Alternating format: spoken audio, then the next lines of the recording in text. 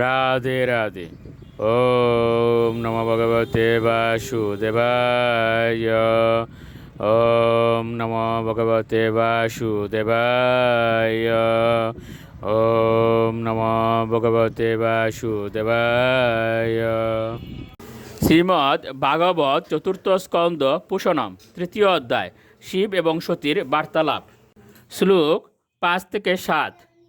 তৎপসৃত্য নবশিকেচরাণাং প্রজল্পতাম সতী দাক্ষায়ণী দেবী পিতৃযজ্ঞ মহোৎসবম ব্রজন্তি সর্বত দিগৈব উপদেব বরস্ত্রিয় বিমানয়ানও সপ্রেষ্টা নিষ্কণ্ঠী সুভাষস দৃষ্টা নীলয়া বাসে লুলাক্ষীর মৃষ্টকুণ্ডলা পতিভূত পতিম দেবম উৎসুকাত অব্যবাসত। অনুবাদ: পরম সাধ্বী দক্ষ কন্যা সতী গগন মার্গে বিচরণকারী স্বর্গলোকবাসীদের পরস্পর আলোচনায় শুনতে পেয়েছিলেন যে তার পিতা এক মহান যজ্ঞ করছেন।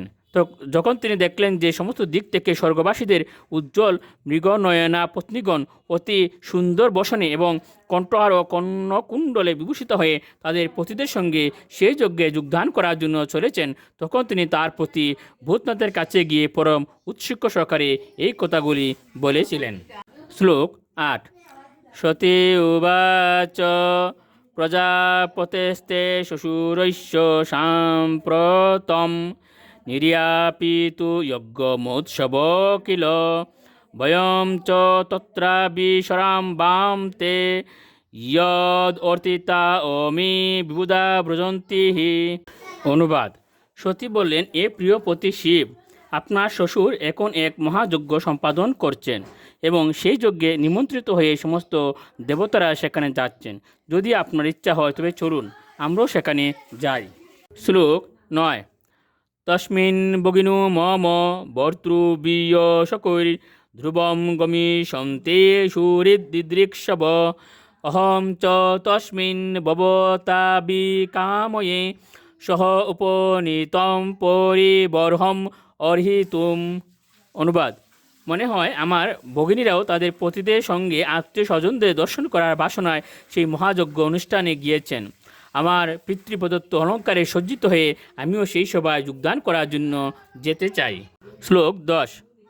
তত্ত্ব সশ্রী মে ননু বত্রী সংমিতা মাতৃ সশ্রী ক্লিন্ন দিয়ম চ মাতরম দ্রক্ষে চিরুৎকণ্ঠমনা মহর্ষিবি রুণীয়মানম চ মীরা দরদজম। অনুবাদ: আমার ভগিনীগণ, মাতৃ শশাগণ, তাদের পতিগণ এবং অন্যান্য স্নেহপরায়ণ আত্মীয় স্বজনগণ সেখানে নিশ্চয়ই সমবেত হয়েছেন। তাই আমি যদি সেখানে যাই তাহলে আমি তাদের দেখতে পাব।